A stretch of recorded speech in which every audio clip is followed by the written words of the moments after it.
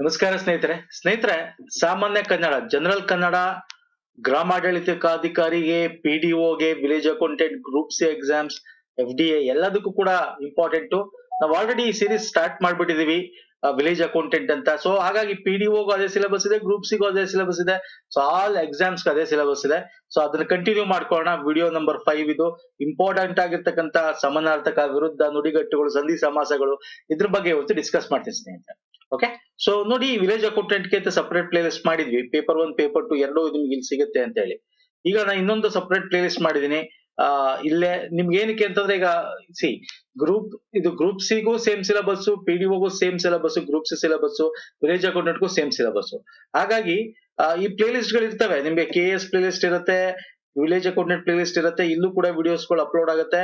ಜೊತೆಗೆ ಒಂದು ಹೊಸ ಪ್ಲೇ ಲಿಸ್ಟ್ ಮಾಡಿದ್ವಿ. GK ಗೆ ಒಂದು ಹೊಸ ಪ್ಲೇ ಲಿಸ್ಟ್, ಪೇಪರ್ 2 ಗೆ ಒಂದು ಹೊಸ ಪ್ಲೇ ಲಿಸ್ಟ್ ಮಾಡಿದ್ವಿ. ಯಾಕಂದ್ರೆ ತುಂಬಾ ಜನ ಕನ್ಫ್ಯೂಸ್ ಆಗೋದು ಬೇಡ. ಎಲ್ಲಾ ಎಕ್ಸಾಮ್ಸ್ಗೂ ಒಂದೇ ಇರೋದ್ರಿಂದ ಎಲ್ಲಾ ವಿಡಿಯೋಸ್ ಗಳು ಕೂಡ ನಿಮ್ಗೆ ಹೆಲ್ಪ್ ಆಗುತ್ತೆ. ಹಾಗಾಗಿ ಪೇಪರ್ 2 ಅಲ್ಲಿ ನಿಮ್ಗೆ ಕನ್ನಡ ಆಗಿರ್ಬೋದು, ಇಂಗ್ಲಿಷ್ ಆಗಿರ್ಬೋದು, ಹಾಗೆ ಕಂಪ್ಯೂಟರ್ ಆಗಿರ್ಬೋದು, ಈ ಮೂರನ್ನು ಕೂಡ ಎಲ್ಲಾ ಎಕ್ಸಾಮ್ಸ್ಗೆ ಆಗ್ತಕ್ಕಂಥದ್ದು ಒಂದು ಪ್ಲೇ ಲಿಸ್ಟ್ ಮಾಡಿದೀವಿ. ಪಿಡಿಒಗೆ ಇದಕ್ಕೆ ಅಂತ ಆಲ್ರೆಡಿ ನಾವು ಮಾಡಿರೋ ಪ್ಲೇ ಲಿಸ್ಟ್ ಇದೆ. ಪ್ರೀವಿಯಸ್ ವಿಡಿಯೋಸ್ ಗಳು ನೋಡಬಹುದು. ಓಕೆ, ಅದು ಬಿಟ್ಟು ಈಗ ಮಾಡ್ತಾ ಇರ್ತಾರೆ ಹೊಸ ಸೀರೀಸ್ ಏನಿದೆ, ಅದಕ್ಕೊಂದು ಸಪರೇಟ್ ಪ್ಲೇ ಲಿಸ್ಟ್ ಮಾಡಿದ್ವಿ ಪೇಪರ್ 2 ಗೆ. ಹಾಗೆ ಪೇಪರ್ 1 GK ಇಲ್ಲೂ ಕೂಡ ನಿಮ್ಗೆ village accountant, village administrative officer, PDO, KS ಎಲ್ಲ GK ಸೀರೀಸ್ ಗಳನ್ನು ಒಂದೇ video. GK for all exams and paper 2 for all exams ಅಂದ್ರೆ ಕನ್ನಡ, ಇಂಗ್ಲಿಷ್, ಕಂಪ್ಯೂಟರ್. ಸೊ ಆತರ ಎರಡು ಸಪರೇಟ್ ಮಾಡ್ಬಿಟ್ಟಿದೀವಿ. ಈಗ ಹೊಸ ಸೀರೀಸ್, ಹಳೆ ಸೀರೀಸ್ ನಮ್ಮ ಹತ್ರ ಆಲ್ರೆಡಿ ಇದೆ ಮಾಡಿರ್ತಕ್ಕಂಥದ್ದು. ಗ್ರೂಪ್ ಸಿ, PDOಗೆ ಮಾಡಿರ್ತಕ್ಕಂಥ ಹಳೆ ವಿಡಿಯೋ ಪ್ಲೇ ಲಿಸ್ಟ್ ಗಳು ಇದೆ. ಅದನ್ನು ಕೂಡ ತಾವು ರೆಫರ್ ಮಾಡಬಹುದು. ಓಕೆ, ಸೊ ಲಿಂಕ್ಸ್ ನ ಕೊಟ್ಟಿರ್ತೀನಿ ಇದೇ ವಿಡಿಯೋದ ಕೆಳಗಲ್ಲಿ, ಪ್ಲೇ ಲಿಸ್ಟ್ ಗಳ ಲಿಂಕ್ಸ್. ಹಾಗೆ ನಮ್ಮ ಟೆಲಿಗ್ರಾಮ್ ಮತ್ತು ಇನ್ಸ್ಟಾಗ್ರಾಮ್ ಫಾಲೋ ಮಾಡಿಲ್ಲ ಮಾಡಿಕೊಳ್ಳಿ, ಅದರ ಲಿಂಕ್ಸ್ ಕೂಡ ಇದೇ ವಿಡಿಯೋದ ಕೆಳಗೆ ಡಿಸ್ಕ್ರಿಪ್ಷನ್ ಬಾಕ್ಸ್ ಇರುತ್ತೆ. ಈ ರೀತಿ ಸಿಂಬಲ್ ಇರೋ ಸಿಗುತ್ತೆ, ನೀವು ಟೆಲಿಗ್ರಾಮ್ ಮತ್ತೆ ಇನ್ಸ್ಟಾಗ್ರಾಮ್ ಅಲ್ಲಿ ಸರ್ಚ್ ಮಾಡಿದ್ರೆ. ಫೈನ್. ಸೊ ಬನ್ನಿ ಹಾಗಾದ್ರೆ ಇಂಪಾರ್ಟೆಂಟ್ ಕ್ವಶನ್ಸ್ ಗಳು ಡಿಸ್ಕಸ್ ಮಾಡ್ತಾ ಹೋಗೋಣ. ಕಿಟ್ಟಲ್ ರವರು ಕನ್ನಡ ಛಂದಸ್ಸು ಕೃತಿಗೆ ಲೇಖನ ಬರೆದ ವರ್ಷ ಯಾವುದು? ಕಿಟ್ಟಲ್ ರವರು ಕನ್ನಡ ಛಂದಸ್ಸು ಕೃತಿಗೆ ಲೇಖನ ಬರೆದ ವರ್ಷ. ನಾಗವರ್ಮನ ಕನ್ನಡ ಛಂದಸ್ಸು ಗೊತ್ತಿರಬೇಕು, ಕೇಳಿದ ಒಂದ್ಸಲ ಎಕ್ಸಾಮ್ ಅಲ್ಲಿ. ನಾಗವರ್ಮ ಕೃತಿಗೆ ಲೇಖನ ಬರೆದ ವರ್ಷ 1875ರಲ್ಲಿ ಬರೀತಾರೆ. ತುಂಬಾ ಹಳೆ book. Kittel famous, Kittel dictionary ಎಲ್ಲ ಗೊತ್ತಿದೆ ನಿಮ್ಗೆ, ಕನ್ನಡದ ಕೊಡುಗೆಗಳು ಅವ್ರದ್ದು. ಓಕೆ, ಸೊ ನೆಕ್ಸ್ಟ್ ಬರೋಣ. ಎಸ್, ನುಡಿಗಟ್ಟೆಗಳು. ನೆಕ್ಸ್ಟ್ ಒಂದು ಉದಾಹರಣೆ ಕೊಡ್ತಾನೆ. ಅಜ್ಜಿ ಕತೆ ಅನ್ನೋದಕ್ಕೆ ನುಡಿಗಟ್ಟು ಅಂದ್ರೆ ಗೊತ್ತಲ್ಲ, ಒಳ ಅರ್ಥ ಹೇಳಬೇಕು ನೀವು. ಸೊ ಗ್ರೂಪ್ ಸಿಗಳಲ್ಲಿ ಈ ತರ ನಿಮ್ಗೆ ಉದಾಹರಣೆ ಕೊಟ್ಟು ಕೇಳ್ತಾನೆ. ಒಂದ್ಸಲ ಕೊಡಲ್ಲ, ಒಂದ್ಸಲ ಕೊಡ್ತಾನೆ. ಅಜ್ಜಿ ಕತೆ ಅಂದ್ರೆ ಕಟ್ಟು ಕತೆ ಅಂತ ಅರ್ಥ. ಓಕೆ, ಅಜ್ಜಿ ಕತೆ ಹೇಳ್ತಾ ಇದ್ರು ಅವಾಗ, ಅದನ್ನ ಅವರು ಕತೆನ ಚೆನ್ನಾಗಿ ಕಟ್ತಾ ಇದ್ರು. ಓಕೆ, ಆತರ ಇಲ್ದೇ ಇರೋದು, ಒಂದೇ ಊರಿನಲ್ಲಿ ಒಬ್ಬನೇ ರಾಜನಿದ್ದ ಅಂತೆಲ್ಲ ಆತರ ಗೊತ್ತಲ್ಲ. ಸೊ ಆ ರೀತಿ. ಸೊ ಈಗ ಇದಕ್ಕೆ ಆನ್ಸರ್ ಮಾಡಿ. ಅನ್ನರ ದಾರಿ, ಅನ್ನರ ದಾರಿಗೆ ನುಡಿಗಟ್ಟು ಒಳ ಅರ್ಥ ಹೇಳಬೇಕು. ಒಳ ಅರ್ಥ ಏನು? ಭೋಜನಾಲಯ ರಸ್ತೆ, ಊಟಕ್ಕೆ ದಾರಿ, ಅಡುಗೆ ಮನೆ, ಬದುಕುವ ಮಾರ್ಗ. ಒಳ ಅರ್ಥ ಏನು? ಭೋಜನಾಲಯ ರಸ್ತೆ, ಬದುಕುವ ಮಾರ್ಗ, ಊಟಕ್ಕೆ ದಾರಿ, ಅಡುಗೆ ಮನೆ. ಅನ್ನಕ್ ದಾರಿ ಮಾಡ್ಕೊ ಅಂತಾರೆ ಅಲ್ವಾ? ಅಂದ್ರೆ ಅರ್ಥ ಏನೋ, ಬದುಕುವ ಮಾರ್ಗ ಕಲಿ, ನಿನ್ನ ಬದುಕದ ನೀನೇ ರೂಪಿಸ್ಕೋ, ನಿನ್ನ ಕಾಲ್ ಮೇಲೆ ನೀನ್ ನಿಂತ್ಕೋ. ಓಕೆ, ಒಳ ಅರ್ಥ ಹೇಳಬೇಕು, ಮೇಲ್ ಅರ್ಥ ಅಲ್ಲ. ಭೋಜನಾಲಯದ ರಸ್ತೆ, ಊಟಕ್ಕೆ ದಾರಿ, ಅಡುಗೆ ಮನೆ ಅಲ್ಲ. ಓಕೆ, ಸೊ ಅದೇ ತರ ಉಪ್ಪು ಖಾರ ಹಚ್ಚು. ಉಪ್ಪು ಖಾರ ಹಚ್ಚು ಅಂದ್ರೇನು? ಇಲ್ಲದದ್ದನ್ನು ಸೇರಿಸು, ಎಚ್ಚರಿಕೆ ಮಾಡು, ಅಲಂಕರಿಸು, ರುಚಿಯಾಗಿ ಮಾಡು. ರುಚಿಯಾಗಿ ಮಾಡೋಣ, ಉಪ್ಪು ಖಾರ ಹಾಕಿ ಅಡಿಗೆ ರುಚಿ ಮಾಡುವಂತ. ಅಲಂಕರಿಸೋಣ ಅಲ್ಲ. ಎಚ್ಚರಿಕೆಯಿಂದ ಮಾತಾಡು ಅಲ್ಲ. ಇಲ್ಲದದ್ದನ್ನು ಸೇರಿಸು. ಹೇಳ್ತೀವಲ್ಲ ನಾವು, ಇವನ್ ಬೇರೆ ಉಪ್ಪು ಖಾರ ಹಾಕಕ್ ಬಂದ ಅಂತ. ಇಲ್ದದನ್ನೆಲ್ಲ ಸೇರ್ಸೋದು ಮಧ್ಯ ಬಂದು. ಓಕೆ, ಮಾತಾಡ್ಬೇಕಾರೆ ಅಥವಾ ಬೇರೆ ಟೈಮಲ್ಲಿ ಬಂದು ಉಪ್ಪು ಖಾರ ಇನ್ನು ಜಾಸ್ತಿ ಉರಿ ಮೊದ್ಲೇ ಉರ್ಕೊಂಡಿರ್ತಾರೆ, ಅವ್ರಿಗಿನ್ನು ಉಪ್ಪು ಖಾರ ಹಾಕಿ ಇನ್ನೂ ಉರ್ಕೊಳಂಗ್ ಮಾಡೋದು ಅಂತೀವಲ್ಲ ನಾವು ಆಡೋ ಭಾಷೆಯಲ್ಲಿ, ಆ ರೀತಿ. ಓಕೆ, ಸೊ ನೆಕ್ಸ್ಟ್ ಬರ್ತೇನೆ. ಓಂ ಪ್ರಥಮ, ವೆರಿ ಇಂಪಾರ್ಟೆಂಟ್ ಕ್ವಶನ್. ಇದರ ಒಳ ಅರ್ಥ ಹೇಳಿ. ನುಡಿಗಟ್ಟು ಒಳ ಅರ್ಥ ಅಥವಾ ನುಡಿಗಟ್ಟು. ಒಂದು ಮಂತ್ರ, 4 ಅಕ್ಷರ, ದೇವರ ಸ್ಮರಣೆ ಮೊತ್ತ ಮೊದಲು. ಓಂ ಪ್ರಥಮ. ಓಂ ಪ್ರಥಮ ಅಂತಕ್ಕಂಥದ್ದು ದೇವರ ಒಂದು ಮಂತ್ರನೂ ಹೌದು ಅಲ್ವಾ? ಒಳ ಅರ್ಥ ಹೇಳ್ಬೇಕು, ಮೇಲರ್ಥ ಅಲ್ಲ. ದೇವರ ಸ್ಮರಣೆ ಮಾಡ್ತಾ ಇರೋದ ಅಲ್ಲ. ತುಂಬಾ ಜನಕ್ಕೆ ಈ ತರ ಅಭ್ಯಾಸ ಇರುತ್ತೆ, ನೀವು ನೋಡಿರ್ಬೇಕು ಹಳೇ ಕಾಲದಲ್ಲಿ ಮೊದ್ಲೆಲ್ಲ, ಇವಾಗೆಲ್ಲ ಯೂಟ್ಯೂಬ್ಗಳಿದೆ, ಟಿವಿಗಳಿದೆ. ಅವಾಗ ಏನ್ ಮಾಡೋರು, ಅಡಿಗೆನ ಬರ್ಕೊಳ್ಳೋರು ಅಥವಾ ಏನಾದ್ರು ಒಂದ್ ಇದನ್ನ ಬರ್ದಿಟ್ಕೊಳ್ಳೋರು, ಲೆಟರ್ ಬರೆಯೋರು. ಬರೆಯಕ್ಕಿಂತ ಮುಂಚೆ ಮೇಲ್ಗಡೆ ಓಂ ಅಂತ ಅಥವಾ ಪ್ರಥಮ ಓಂ ಪ್ರಥಮ ಅಂತ ಬರೆಯೋರು. ಆಮೇಲೆ ಲೆಟ್ರು ಅಥವಾ ಅಡಿಗೆ ಹಾಡು ಇವೆಲ್ಲ ಬರ್ದಿಟ್ಕೊಳ್ಳೋರು ಮೊದ್ಲು. ಇವಾಗೆಲ್ಲ ಬಿಡಿ ಎಲ್ಲ ಮೊಬೈಲ್ ಆಂಡ್ರಾಯ್ಡ್ಸ್ ಇದೆ. ಅವಾಗೆಲ್ಲ ಪುಸ್ತಕ, ಹಾಡಿನ ಪುಸ್ತಕ ಮತ್ತೆ ಅಡಿಗೆಯ ಪುಸ್ತಕ ಈ ತರ ಎಲ್ಲ ಕೈಲಿ ಬರ್ದಿಟ್ಕೊಳ್ಳೋರು ಅಲ್ವಾ. ಸೊ ಅಂದ್ರೆ ಅರ್ಥ ಏನು ಸರ್ ಅದು? ಮೊಟ್ಟ ಮೊದಲು ಅಂದ್ರೆ ಯಾವ್ದೇ ಒಂದು ನೀವು ಬರಿಬೇಕಾದ್ರೆ ಮೊದ್ಲು ಓಂ ಪ್ರಥಮ ಅಂತ ಬರೆದು ಬರಿತೀರಾ. ಸೊ ಏನ್ ಸರ್ ಆಪ್ಷನ್? Option D. ಅರ್ಥ ಆಗ್ತಿದೆಯಲ್ಲ? ಸೊ ನುಡಿಗಟ್ಟು ಇದು. ಫೈನ್. ಸೊ ನೆಕ್ಸ್ಟ್ ಬನ್ನಿ ಸ್ನೇಹಿತರೆ. ಕಿಡಿಕಾರು. ಕಿಡಿಕಾರೋದು ಅಂದ್ರೆ ಸ್ಫೋಟ ಮಾಡು, ಸಿಟ್ಟಿಗೇಳು, ಕಡ್ಡಿಗಿರುವುದು, ಬೆಂಕಿ ಉಗುಳುವುದು. ಒಳ ಅರ್ಥ ನುಡಿಗಟ್ಟು ಹೇಳ್ಬೇಕಾಗಿರೋದು. ಸಮನಾರ್ಥಕ ಅಲ್ಲ, ನುಡಿಗಟ್ಟು. ನುಡಿಗಟ್ಟು ಅಂದ್ರೆ ಪದೇ ಪದೇ ಹೇಳ್ತಾ ಇರ್ತೀನಿ, ಒಳ ಅರ್ಥ. ಸಿಟ್ಟಿಗೇಳು, ಕಿಡಿಕಾರೋದು ಒಂದು ಸಿಟ್ಟಿಗೇಳೋದು. ಓಕೆ.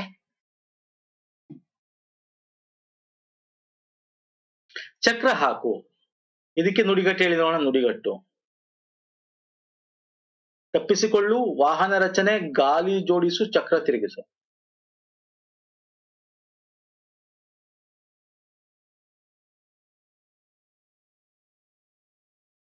ನುಡಿಗಟ್ಟು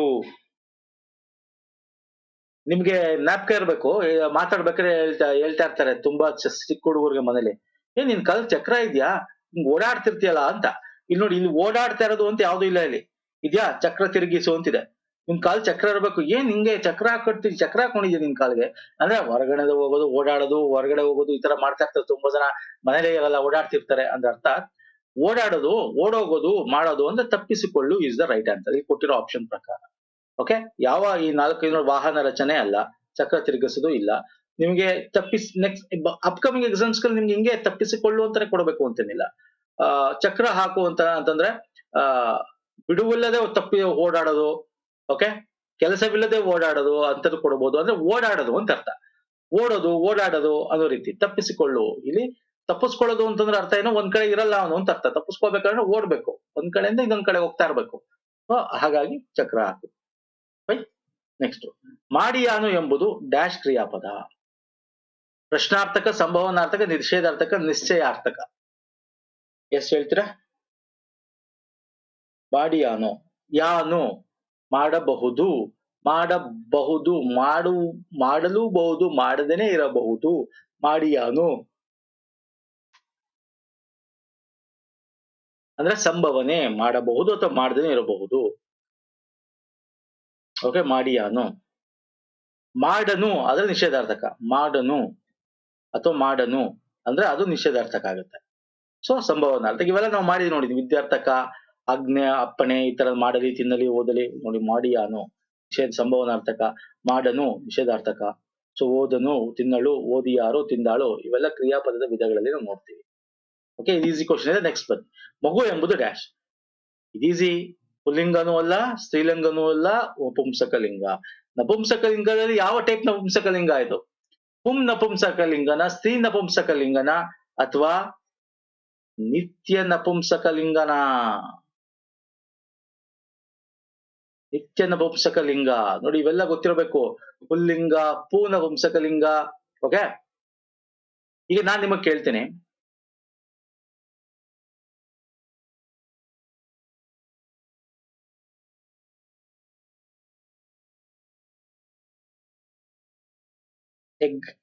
ಚಂದ್ರನು ಉದಯಿಸಿದ, ಓಕೆ, ಚಂದ್ರನು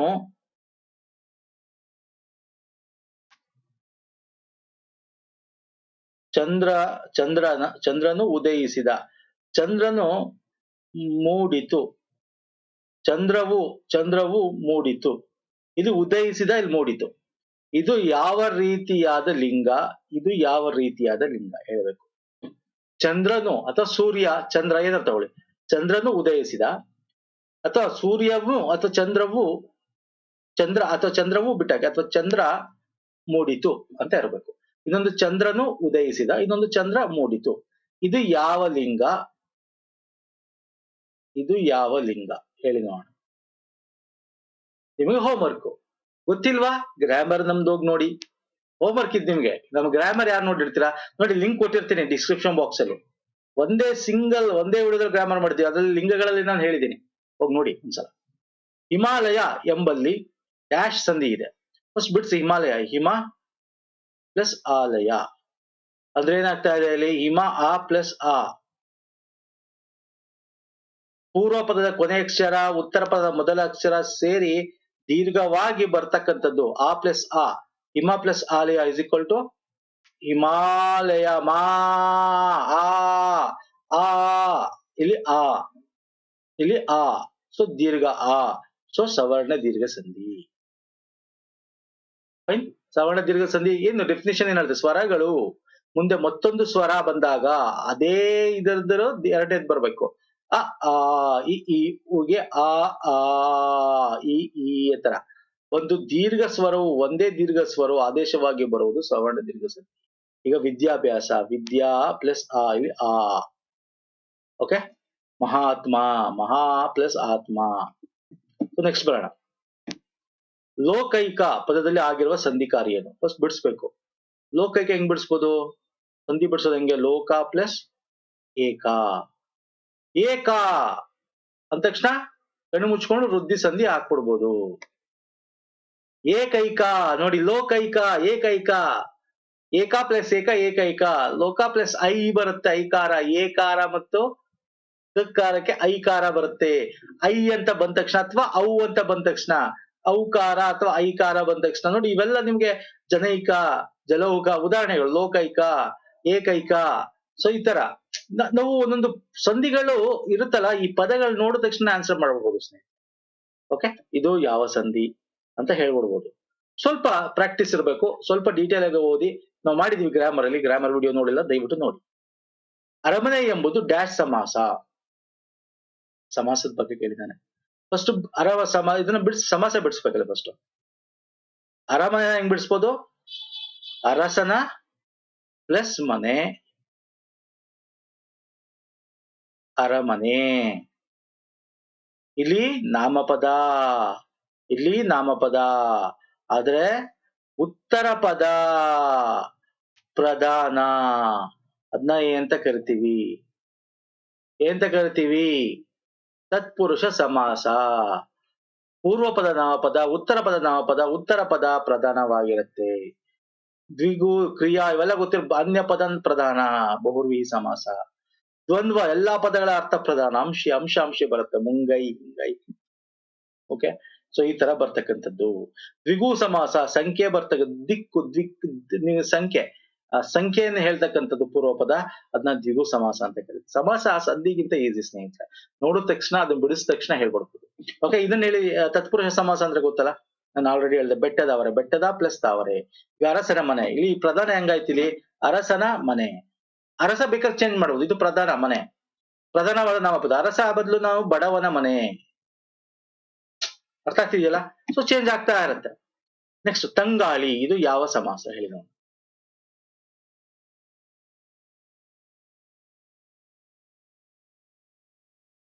ತಂಗಾಳಿ ಯಾವ ಸಮಾಸ ಹೇಳಿ. ಎಸ್, ಹೋಮ್ವರ್ಕ್ ತಗೋತೀರಾ? ಎಸ್, ಈ ಡೆಫಿನಿಷನ್ಸ್ ತಿಳ್ಕೊಂಡ್ಬಿಟ್ರೆ ಸಾಕು ಅಂತ ನಾನು ಹೇಳ್ತೀನಿ ನಿಮ್ಗೆ. ಹೆಮ್ಮರ, ಹಿರಿದಾದ ಮರ. ತಂಗಾಳಿ, ತಂಪಾದ ಪ್ಲಸ್ ಗಾಳಿ, ತಂಪಾದ ಪ್ಲಸ್ ಗಾಳಿ. ಇಲ್ಲಿ ಗಾಳಿ ಎಂತದ್ದು ಅಂತ ಹೇಳ್ತಾ ಇದೆ ಇಲ್ಲಿ. ಇದು ತಂಪಾಗಿರದ ಬಿಸಿ ಗಾಳಿನ, ತಂಗಾಳಿನ, ತಂಪಾಗಿರ್ತಕ್ಕಂಥದ್ದು ಅಂದ್ರೆ ಇದರ ಏನ್ ಹೇಳ್ತಾ ಇದೆ, ಗುಣ ಹೇಳ್ತಾ ಇದೆ. ಸೊ ಗುಣ ಹೇಳಿದ್ರೆ ಯಾವ ಸಮಾಸ ಸರ್, ಅದು ಕರ್ಮಧಾರೆಯ ಸಮಾಸ. ಹೆಮ್ಮರ, ಮೆಲ್ಮಾತು ಹೇಳ್ತೀವಲ್ಲ, ಪಿರಿಯ ಮಗ, ಹಿರಿಯವನ ಚಿಕ್ಕವನ, ಕಿರಿಯ ಮಗನ ಪಿರಿಯ ಮಗನ. ಸೊ ಹಂಗೆ ಇದು ಕೂಡ ಶುದ್ಧ ಕರ್ಮಧಾರೆ. ದ್ವಂದ್ವ ಅರಿಯದ್ರ ಬಗ್ಗೆ ಹೇಳಿದ್ರಿ. ಗಮಕ ಈಸಿಯಾಗಿ ಕಂಡಿಡ್ಬೋದು. ಅದು ಆ ಬೆಕ್ಕು, ಈ ಬೆಕ್ಕು, ಆ ಹುಡುಗ ಅಂತೆಲ್ಲ ಬರುತ್ತೆ ಗಮಕ ಸಮಾಸ. ಅದು ನೋಡಿ, ಪದಗಳಿಗೆ ಹೇಳ್ತಾ ಇದ್ದಂಗೆ ನಾವು ಯಾವ ಸಮಾಸ ಈ ವರ್ಡ್ ಹೇಳ್ತಾ ಇದ್ದಂಗೆ ಹೇಳ್ಬಿಡ್ಬೋದು. ಓಕೆ, ಸೊ ನೆಕ್ಸ್ಟ್ ಊಟೆ ಎಂದರೆ ಏನು, ಸಮಾನಾರ್ಥಕ ಪದ ಹೇಳ್ಬೇಕು. ಊಟೆ ಅಂತಂದ್ರೆ ಅದು meaning, what is the meaning of ಊಟೆ ಅಂತ. ದೊರೆ, ಜರಿ, ಬುಗ್ಗೆ, ಜರಿ ಎಲ್ಲ ಒಂದೇ ತರ ಇದೆ. ಸ್ವಲ್ಪ ನೀವು ಕಾಮನ್ ಸೆನ್ಸ್ ಯೂಸ್ ಮಾಡ್ಬೇಕು. ಸ್ವಲ್ಪ ನಿಮ್ಗೆ ಗೊತ್ತಿಲ್ಲ ಆದ್ರೂ ಕೂಡ ಕಾಮನ್ ಸೆನ್ಸ್ ಯೂಸ್ ಮಾಡಿ, ಆಪ್ಷನ್ಸ್ ನೋಡಿ. ನಾನು ಅದೇ ಹೇಳ್ತಾ ಇರ್ತೀನಿ, ಯಾವಾಗ್ಲೂ ಕೂಡ ಕ್ವಶನ್ಸ್ ನೀವು ಒಂದೇ ತರ ಸಾಲ್ವ್ ಮಾಡ್ಬೇಕು ಅಂತೇನಿಲ್ಲ. ಈಗ ನಂಗೆ ಅರ್ಥ ಆಗಿಲ್ಲ, ಆಪ್ಷನ್ಸ್ ನೋಡಿ. ತೊರೆ ಅಂದ್ರೆ ನೀರ್ ಹರಿತಾ ಇರುತ್ತೆ ಜೋರಾಗಿ. ಜರಿ ಅಂದ್ರೂ ಕೂಡ ಅಷ್ಟೇ, ಜರಿ ತರ ನೀರ್ ಹರಿತಾ ಇರುತ್ತೆ. ಜಲಪಾತ ಅಂದ್ರೆ ಮೇಲ್ಗಳಿಂದ ಬೀಳ್ತಾ ಇರುತ್ತೆ. ಬುಗ್ಗೆ ಅಂತಕ್ಕಂಥದ್ದು ಏನಿದೆ, ಚಿಮ್ಮುತ್ತೆ, ಚಿಮ್ಮೋದು, ಫೌಂಟೇನ್, ಬುಗ್ಗೆ, ಚಿಮ್ಮುವುದು. ಸೊ ಈ ಮೂರು ಒಂದೇ ತರ ಇದೆ, ಇದು ಮಾತ್ರ ಡಿಫ್ರೆಂಟ್ ಇದೆ. ಸೊ ಯಾವ್ದು ಆನ್ಸರ್? ಬುಗ್ಗೆ. ಕಾರಂಜಿ, ಬುಗ್ಗೆ ಅಂದ್ರೆ ಸರ್ ಕಾರಂಜಿ. ಚಿಮ್ಮೋದು ಫೌಂಟೇನ್, ಕಾರಂಜಿ. ಚಿಲುಮೆ, ಓಕೆ, ಊಟೆ ಅಂತ ಅರ್ಥ ಆಯ್ತಲ್ಲ.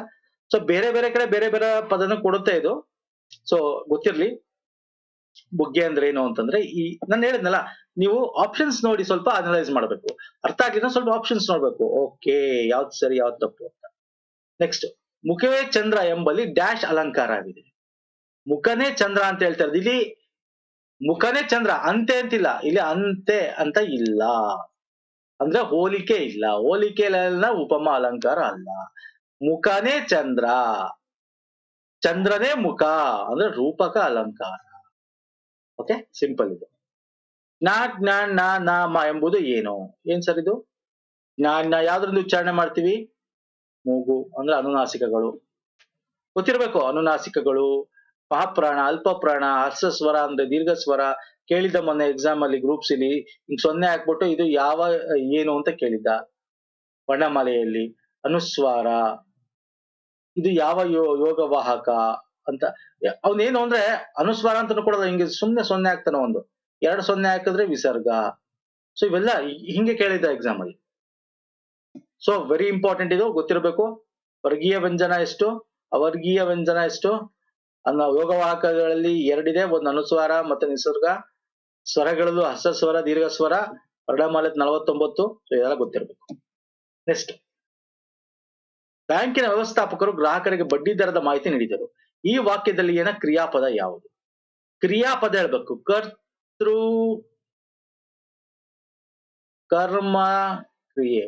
ಯಾರು ಯಾರಿಗೆ ಏನ್ ಮಾಡಿದ್ರು ಅಂತ ಈ ಕ್ರಿಯಾ ಕೇಳಿದಾನೆ. ಏನ್ ಇಲ್ಲಿ ಬ್ಯಾಂಕಿನ ವ್ಯವಸ್ಥಾಪಕ ಅಂತಕ್ಕಂಥವ್ರು ಗ್ರಾಹಕರಿಗೆ ಬಡ್ಡಿ ದರದ ಅಂದ್ರೆ ಇಲ್ಲಿ ಬ್ಯಾಂಕಿನ ವ್ಯವಸ್ಥಾಪಕ ಕರ್ತೃ ಬರ್ತಾನೆ. ಬ್ಯಾಂಕಿನ ವ್ಯವಸ್ಥಾಪಕ ಕರ್ತೃ ಬರ್ತಾನೆ. ಕರ್ಮ ಯಾರು ಇಲ್ಲಿ? ಕರ್ಮ ಯಾರಿಗೆ ಯಾರು ಏನ್ ಮಾಡಿದ್ರು? ಗ್ರಾಹಕ ಬರ್ತಾನೆ. ಗ್ರಾಹಕರಿಗೆ ಬಡ್ಡಿ ದರನ. ಇಲ್ಲಿ ಕ್ರಿಯೆ, ಏನ್ ಕ್ರಿಯೆ? ನೀಡೋದು ಇದೆಯಲ್ಲ ಅದು ಕ್ರಿಯೆ. ಕೊಡೋದು, ನೀಡೋದು, ಮಾಡೋದು ಇದು ಕ್ರಿಯೆ. ಸೊ ಇಲ್ಲಿ ಕ್ರಿಯಾಪದ ಕೇಳೋದ್ರಿಂದ ನೀಡಿದರು is the right answer. Okay, next, ಸಮಾನಾರ್ಥಕ ಪದ ಅಥವಾ ತೈಸಮೋಪಯುಳ್ಳ ಪದಗಳನ್ನು ಗುರುತಿಸಿ. ವಿಜಿಗೀಷು ಎಂದರೆ ಡ್ಯಾಶ್. ಮೊನ್ನೆ 2-3 ಎಕ್ಸಾಮ್ ಅಲ್ಲಿ ಕೂಡ ಬಂದಿತ್ತು. ವಿಜಿಗೀಷು, ಗೆಲುವನ್ನು ಬಯಸುವವ, ಸಾಮ್ರಾಟ, ಯುದ್ಧಕಾಂಕ್ಷಿ, ಧೈರ್ಯವಂತ. ವಿಜಿಗೀಷು ಸಮಾನಾರ್ಥಕ ಪದ ಹೇಳ್ತೀರಾ? ಗೆಲುವನ್ನು ಬಯಸುವವನು ವಿಜಿಗೀಷು ಅಂದ್ರೆ ಹಾತೊರೆತಕ್ಕಂಥದ್ದು, ಯಶಸ್ಸಿನ ಅಪೇಕ್ಷೆ ಇಟ್ಕೊಂಡಿರೋವನು, ಗೆಲುವಿನ ಬಯಸುವವನ್ನ ವಿಜಿಗೀಷು ಅಂತ ಕರಿತೀವಿ. ವಿಸರ ಎಂದರೆ ಏನು? ವಿಸರ, ಸುಸರ, ಸಣ್ಣ ಸರ, ದೊಡ್ಡ ಸರ. ನೋಡಿ, ನೋಡಿದ ತಕ್ಷಣ ಹೇಳ್ಬೋದು ನೀವು. ಹೇಗೆ ಇಲ್ಲಿ ವಿಸರ ಸರ ಅಂತಿದೆ ಅಂದ ತಕ್ಷಣ ಎಲ್ಲಾ ಕಡೆ ಸರ ಸರ ಸರ ಸರ ಅಂತ ಹಾಕ್ಬಿಟ್ಟ. ನೋಡಿದ ತಕ್ಷಣ ಹೇಳ್ಬೋದು ನೀವು. ಆಪ್ಷನ್ಸ್ ಅದನ್ನ ಹೇಳ್ತೀನಿ, ಗೊತ್ತಾಗ್ಲಿಲ್ಲ ಆಪ್ಷನ್ಸ್ ನೋಡಿ ಒಂದ್ಸಲ ಅಂತ. ಎಲ್ಲಾ ಕ್ವಶನ್ ಅಲ್ಲೂ ನಿಮ್ಗೆ ಆಪ್ಷನ್ಸ್ ಹಿಂಟ್ ಆಗಿರುತ್ತೆ ಅಂತಿಲ್ಲ. ಒಂದಷ್ಟು ಕ್ವಶನ್ಸ್ ಅಲ್ಲಿ ಹಿಂಟ್ ಆಗಿರುತ್ತೆ, ಒಂದಷ್ಟು ಕ್ವಶನ್ಸ್ ಅಲ್ಲಿ ಇಲ್ಲದೆ ಇರ್ಬೋದು. ಯುಟಿಲೈಸ್ ಮಾಡ್ಕೋಬೇಕು, ಕಲಿಬೇಕು ನಾವು ಅಷ್ಟೇ. ಸ್ಮಾರ್ಟ್ ವೇ ಆಫ್ ಸಾಲ್ವಿಂಗ್ ಕಲಿಬೇಕು. Okay fine. ಸೊ ನೆಕ್ಸ್ಟ್ ಬರೋಣ. ಪುಲ್ಲವಡಿಗ ಎಂದರೆ ಯಾರು? ಪುಲ್ಲವಡಿಗ, ಬಡಿಗ ಅಂದ್ರೇನು? ಯಾರು ಮಾಡ್ತಿರ್ತಾನೆ. ಪುಲ್ಲ ಅಂದ್ರೆ ಹೂವು. ಇಲ್ಲಿ ಹೂವು ಮಾರುವವನು, ಹೂವು ಮಾರುವ ಹುಲ್ಲು ಅಂತಿದೆ ಇಲ್ಲಿ. ಹುಲ್ಲು ಅಲ್ಲ, ಪರಶಿವನು ಅಲ್ಲ, ಪಾತ್ರೆ ಮಾರುವವನು ಅಲ್ಲ, ಹುಲ್ಲು. ಹುಲ್ಲು ಅಥವಾ ಹೂಮಾಲೆ ಅಂತ ಕರಿತೇವೆ. ಹೂವು ಅಥವಾ ಹೂಮಾಲೆ, ಮಾಲೆ ಮಾರುವವನು ಅಂತ ಕೂಡ ಒಂದ್ಸಲ ಇರುತ್ತೆ ಆಪ್ಷನ್ಸ್ ಅಲ್ಲಿ. ಪುಲ್ಲವಡಿಗ ಅಂದ್ರೆ ಹೂವು ಮಾರುವವನು. Option A is the right answer. Okay, next ಬರ್ತೀವಿ. ಕನ್ನಡ ವಕ್ಕಿ, ಇದು ತುಂಬಾ ಈಸಿ, ಪದೇ ಪದೇ ಬರ್ತಾ ಇರುತ್ತೆ. ಕಾಜಾಣ ಅಲ್ಲ, ಪಾರಿವಾಳ ಅಲ್ಲ, ಗಿಳಿ is the right answer. Okay, easy ಇತ್ತು ಇದು. ನೆಕ್ಸ್ಟ್ ಬನ್ನಿ. ಒಳತೋಟಿ ಅಂದ್ರೆ ಒಳತೋಟಿ ಅರ್ಥ ಮಾಡ್ಕೊಳ್ಳಿ ಸ್ವಲ್ಪ. ಒಳತೋಟಿ, ತೋಟಿ ಮನಸ್ಸಿನ ಕಲ್ಮಶ, ಮನಸ್ಸಿನ ಶುದ್ಧೀಕರಣ, ಮನಸ್ಸಿನ ಬೇಗುದಿ, ಮನಸ್ಸಿನ ಹೊಯ್ದಾಟ. ತೋಟಿ, ತೋಟಿ ಅಂದ್ರೆ ತೊಳಲಾಟ ಅಂತ. ತೊಳಲಾಟ ಅಂದ್ರೆ ಒಂದ್ ರೀತಿ ನಿಮ್ ಮನ್ಸಲ್ಲಿ ಏನೋ ಆಗ್ತಾ ಇದೆ. ಒಳ ಅಂತಂದ್ರೆ ಏನು? ಒಳ ಅಂದ್ರೆ ಮನಸ್ಸು, ಮನಸ್ಸು. ಸೊ ಮನಸ್ಸಿನ ಹೊಯ್ದೋಟ, ಮನಸ್ಸಿನ ತೊಳಲಾಟ, ಒಳ ಕಲಹ, ಒಳ ಜಗಳ ಅಂದ್ರೆ ಮನಸ್ಸಲ್ಲಿ ಏನೋ ಒಂದ್ ರೀತಿ ನಿಮ್ಗೆ ಯಾವ್ದಾದ್ರು ಒಂದು ವಿಷಯಕ್ಕೆ ಬೇಕು ಬೇಡ, ಬೇಕಾ ಬೇಡವಾ ಅಂತ ಮನಸ್ಸಿನ ಹೊಯ್ದೋಟ. Okay, option B is the right answer. ಸಮಾನಾರ್ಥಕ ಪದಗಳು. ಈಗ ವಿರುದ್ಧ ಪದಗಳು ಒಂದಷ್ಟು. ಓಕೆ, ಅಧಿಕೃತ. ಅಧಿಕೃತ ಅಂದ್ರೆ ಅವನೇ ಒಂದು ಎಕ್ಸಾಂಪಲ್ ಕೊಟ್ಟಿದ್ದಾರೆ, ಅನಧಿಕೃತ ಅಂತ ಇದೆ. ಎಸ್. ಅರ್ಥ. ಅರ್ಥಗೆ ವೆರಿ ಇಂಪಾರ್ಟೆಂಟ್. ಅಪಾರ್ಥನೂ ಇದೆ ಇಲ್ಲಿ, ನಿರರ್ಥನೂ ಇದೆ, ಅನರ್ಥನೂ ಇದೆ. ಯಾವ್ದು ಕರೆಕ್ಟ್ ಆನ್ಸರ್? ದಯವಿಟ್ಟು ಅರ್ಥ ಮಾಡ್ಕೊಳ್ಳಿ ಅಂತೀವಿ ನಾವು. ನಾನು ನಿಮ್ಗೆ ಅದನ್ನ ಹೇಳ್ತಾರೆ, ದಯವಿಟ್ಟು ಅರ್ಥ ಮಾಡ್ಕೊಂಡು ಅರ್ಥ ಪದದ ಒಂದು ವಿರುದ್ಧ ಪದ ಹೇಳಿ. ವಿರುದ್ಧ ಪದ ಹೇಳ್ಬೇಕು. ಈಗ ನಾನ್ ನಿನ್ನ ಅರ್ಥ ಮಾಡ್ಕೊಂಡಿದೀನಿ, ನೀವು ನನ್ನ ಅರ್ಥ ಮಾಡ್ಕೊಂಡಿದ್ರೆ ಈ ಕ್ವಶನ್ ನೀವು ಅರ್ಥ ಮಾಡ್ಕೊಂಡಿದ್ದೀರಾ ಅಲ್ವಾ? ಇಲ್ಲಿ ಪರ್ಫೆಕ್ಟ್ ಆನ್ಸರ್ ಯಾವುದು ಅಂದ್ರೆ ಅಪಾರ್ಥ. ನೀವು ಈಗಿನ ಕಾಲದಲ್ಲಿ ನಿಮ್ಮ ಹಳೆ ಮೂವಿಗಳಲ್ಲಿ ನೋಡಿ, ನಿಮ್ಮ ಇವ್ರದ್ದು ಉಮೇಶ್ ಅವ್ರದ್ದು ನೋಡಿ, ನನ್ನ ದಯವಿಟ್ಟು ಅಪಾರ್ಥ ಮಾಡ್ಕೋಬೇಡಿ ಅಂದ್ರೆ ಅರ್ಥ ಮಾಡ್ಕೊಳ್ಳೋದು, ಅದನ್ನ ವಿರುದ್ಧವಾಗಿ ಯಾವುದು? ಅಪಾರ್ಥ. ದಯವಿಟ್ಟು ನಾನು ನಿಮ್ ಹೆಂಡತಿ ಸೀರೆ ಹೇಳಿದೆ, ಅಪಾರ್ಥ ಮಾಡ್ಕೋಬೇಡಿ, ನಿಮ್ ಹೆಂಡತಿ ಅಂತ ಅದು ಅಲ್ಲಿ ನಾನು ನಿಮ್ಗೆ ಇದನ್ನೆಲ್ಲ ಎಕ್ಸಾಂಪಲ್ ಏನಕ್ಕೆ ಹೇಳ್ತೀನಿ ಅಂದ್ರೆ, ದೈನಂದಿನ ಘಟನೆಗಳು ಇವೆಲ್ಲ ಇದೆಯಲ್ಲ, ಅದು ಮನ್ಸಲ್ಲಿ ಕೂರ್ತವೆ, ನಿಮಗೆ ಜ್ಞಾಪಕ ಇಟ್ಕೊಳ್ಳೋಕೆ ಈಸಿ ಆಗುತ್ತೆ. ಹಾಗಾಗಿ ನಾನು ಇಂಥ ಎಕ್ಸಾಂಪಲ್ ನ ಕೊಡ್ತಾ ಇರ್ತೀನಿ ಸ್ನೇಹಿತರೆ. ಸೊ ಅಪಾರ್ಥ ಇಸ್ ದ ರೈಟ್ ಆನ್ಸರ್. ನೋಡಿ, ಆಗಿನ ಕಾಲದಲ್ಲಿ ಪದಗಳು ಹಳೆ ಫಿಲಂಗಳಲ್ಲಿ ನೀವು ನೋಡ್ಬೇಕು. ಅದಕ್ಕೆ ಕನ್ನಡದ ಉಚ್ಚಾರಣೆಗಳು, ಕನ್ನಡದ ಪದಗಳ ಒಂದು ಬಳಕೆ ಹೆಂಗಿರ್ತಿತ್ತು, ಸೊ ಯಾವ ತರ ಇರ್ತಿತ್ತು ಅಂತ. ಓಕೆ, ಸ್ಥಾವರ ವಿರುದ್ಧ ಪದ ಹೇಳ್ಬೇಕು. ವಿರುದ್ಧ, ಸಮಾನಾರ್ಥಕ ಅಲ್ಲ. ಸಮಾನಾರ್ಥಕ ಸ್ಥಾವರ ಅಂತಂದ್ರೆ ಸ್ಥಾವರಗಳೇ ಉಂಟು ಅಂದ್ರೆ ಒಂದು ಕಡೆ ಇರ್ತಕ್ಕಂಥದ್ದು. ಅಸ್ಥಾವರ ಅಲ್ಲ, ಇದಕ್ಕೆ ಟಿಕ್ ಹಾಕ್ಬಿಟ್ಟಿರ ಆಮೇಲೆ. ಸ್ಥಿರನೂ ಅಲ್ಲ, ನಿಸ್ಥಾವರ ಅಲ್ಲ. ಜಂಗಮ ಇಸ್ ದ ರೈಟ್ ಆನ್ಸರ್. ಸ್ಥಾವರ ಅಂದ್ರೆ ಒಂದ್ ಕಡೆ ನೆಲೆ, ಜಂಗಮ ಅಂದ್ರೆ ಅಲೆದಾಟ, ಅಲೆದಾಟ, ಅಲೆದಾಡುವವನು, ಅದು ಒಂದು ಕಡೆ ಇರೋವನು.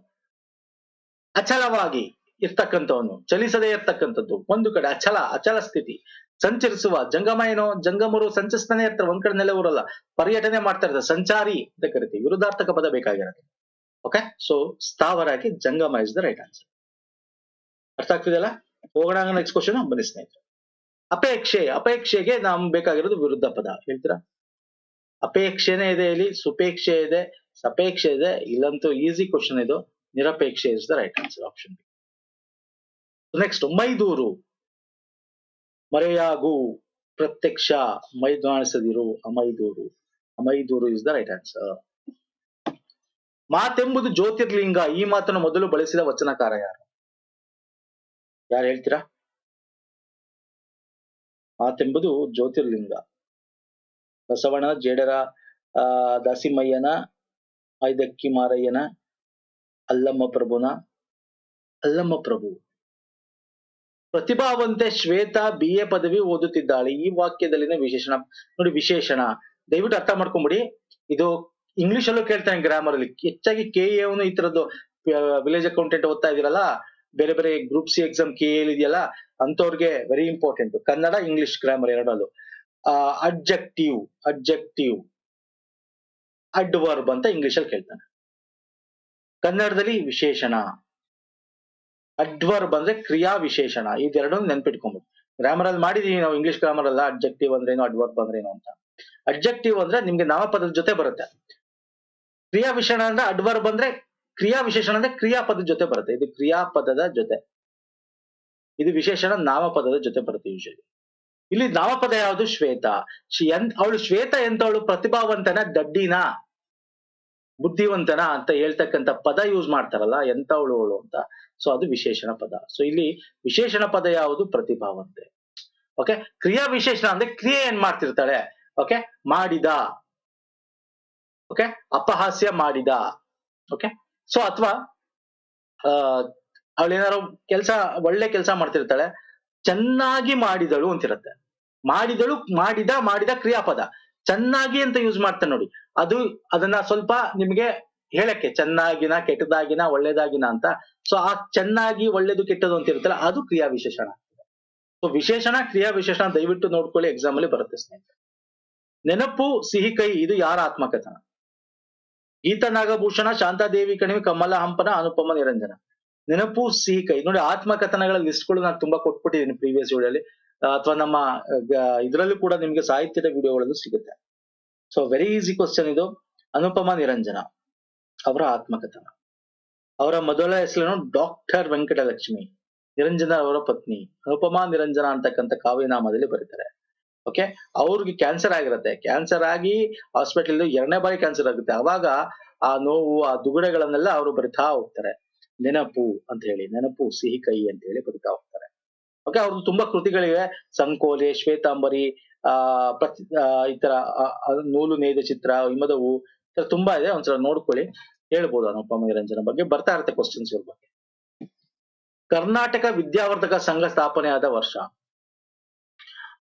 ಎಸ್, ವೆರಿ ಇಂಪಾರ್ಟೆಂಟ್ ಇದು. GK ದಾರು ಕೇಳಬಹುದು, ಕನ್ನಡದಲ್ಲೂ ಕೇಳ್ಬೋದು ನಿಮ್ಗೆ. ಯಾವಾಗ ಸ್ಥಾಪನೆ ಆಯ್ತು ಒಂದ್ ಕಡೆ, ಯಾರು ಸ್ಥಾಪನೆ ಮಾಡಿದರು ಒಂದ್ ಕಡೆ, ಅಧ್ಯಕ್ಷರು ಯಾರು ಆಗಿದ್ರು, ಮೊದಲ ಅಧ್ಯಕ್ಷರು.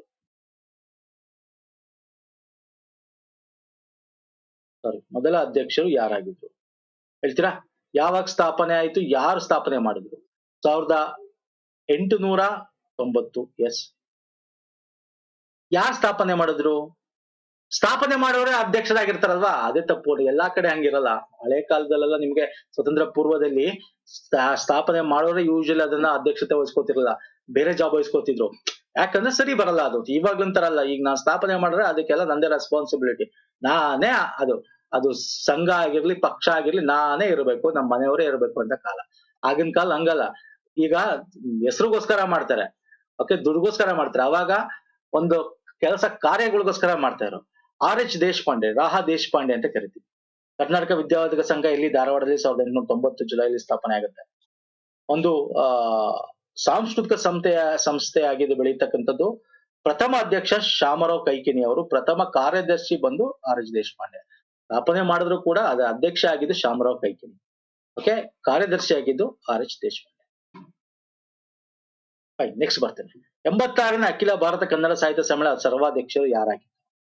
ಎಲ್ಲಿ ನಡೀತು 86? 87ನೇದು ಎಲ್ಲಿ ನಡೆಯುತ್ತೆ ಗೊತ್ತಿರಬೇಕು. 87ನೇದು ನಡಿಬೇಕು ಇವಾಗ. 86 ಲಾಸ್ಟ್ ನಡೀತು ರೀಸೆಂಟ್ ಆಗಿ. ಇದು ಮಂಡ್ಯದಲ್ಲಿ ನಡೆಯುತ್ತೆ. 86ನೇ ಅಧ್ಯಕ್ಷರಾಗಿ ದೊಡ್ಡ ರಂಗೇಗೌಡರು. ಇದರ ಅಧ್ಯಕ್ಷರು ಇನ್ನೂ ಮಾಡಿಲ್ಲ. ಯಾವಾಗ ನಡೆಯುತ್ತೆ ಇದು? ನಾನು ಅಪ್ಡೇಟ್ ಮಾಡಿದ್ದೆ ಟೆಲಿಗ್ರಾಮ್ ಮತ್ತೆ ಇನ್ಸ್ಟಾಗ್ರಾಮ್ ಅಲ್ಲಿ ಕೂಡ ನಾನು ಅಪ್ಡೇಟ್ ಮಾಡಿದ್ದೆ. 2024 ಜೂನ್, ಐ ಥಿಂಕ್ ಸೊ 7, 8, 9 ಏನೋ ಅನ್ಕೋತೀನಿ, if I am not wrong. ಮಾಡಬೇಕು ಅಂತ ಅನ್ಕೊಂಡಿದ್ದಾರೆ. 6, 7, 8 ಅಥವಾ 7, 8, 9 3 ದಿನ. ಓಕೆ, ಸೊ ಜೂನ್ ಅಲ್ಲಿ ಮಾಡಬೇಕು 2024 ಅಂತ ಇದೆ. ಬಟ್ ಅಧ್ಯಕ್ಷ ನೇಮಕ ಇನ್ನೂ ಆಗಿಲ್ಲ.